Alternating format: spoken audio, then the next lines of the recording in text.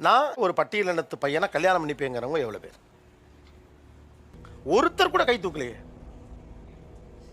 ஒருத்தர் தூக்கல. இவங்களுடைய கருத்து அது கிடையாது. எனக்கு எஸ்சி பையனை பிடிக்கல, நான் எஸ்சி பையனை நான் கட்டிக்க மாட்டேன், எனக்கு அவங்க மேலே வெறுப்பு, அல்லது அவங்க எல்லாரும் கெட்ட பசங்க இப்படின்னு இவங்க யாருமே சொல்லலை. சமுதாயத்தை சொல்கிறாங்க, ஃபேமிலியை சொல்கிறாங்க, அம்மா அப்பாவை சொல்கிறாங்க, சமூகத்திலேருந்து வரக்கூடிய எதிர்ப்பை நம்ம வந்து சமாளிக்கணுமே அப்படின்னு தயங்குறாங்க. இதுதான் இங்கே வந்து பிரச்சனையை ஒழிய இந்த பெண்களை வந்து நம்ம குற்றம் சொல்ல முடியாது. பல பெண்கள் வந்து பட்டியலின ஆண்களை வந்து காதலித்து கரம் பிடித்து நல்லா வாழ்ந்துட்டு இருக்கிறவங்களும் நிறைய பேர் இருக்க தான் செய்கிறாங்க. ஸோ இந்த பெண்கள் மீது அவர் குறை சொல்வது போல் வந்து நீங்கள் ஏன் உறுதியாக நிற்க மாட்டேங்கிறீங்க, நீங்கள் ஏன் இதை பண்ணுறீங்க, நீங்கள் ஏன் வந்து எதிர்த்து போராட மாட்டேங்கிறீங்க அப்படின்னு சொல்லி கேட்குறாங்க.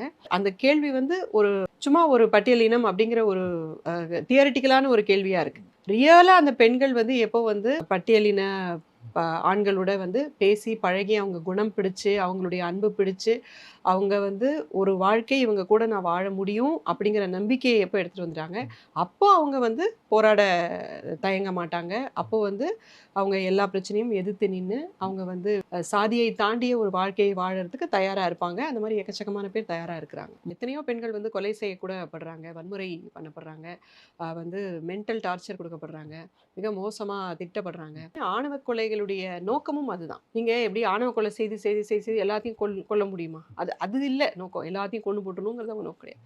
அது பயமுறுத்துறதுக்கான ஒரு கருவி. அப்போ இது மாதிரி ஆணவ கொலைகள் செய்யப்படும் போது அந்த ஊர்ல வந்து இந்த அக்கா இப்படி காதலிச்சாங்க, இந்த அக்காக்கு இப்படி மருந்து வச்சு கொண்டுட்டாங்க, நீங்க கேளுங்க, ஊருக்குள்ளோடி கேளுங்க.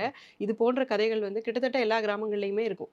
அது 10, 20 வருஷத்துக்கு முன்னாடி கூட நடந்திருக்கலாம். பட் இப்படி இருந்ததுன்னா இப்படி ஆயிடும் அப்படிங்கிற மாதிரி ஒரு பயத்தை வந்து அந்த பெண்களிடையே ஊட்டுவது தான் இந்த நோக்கமா இருக்கு. சமூகத்தை எதிர்கொள்வதற்கு ஒரு பெரிய தைரியம் தேவைப்படுகிறது.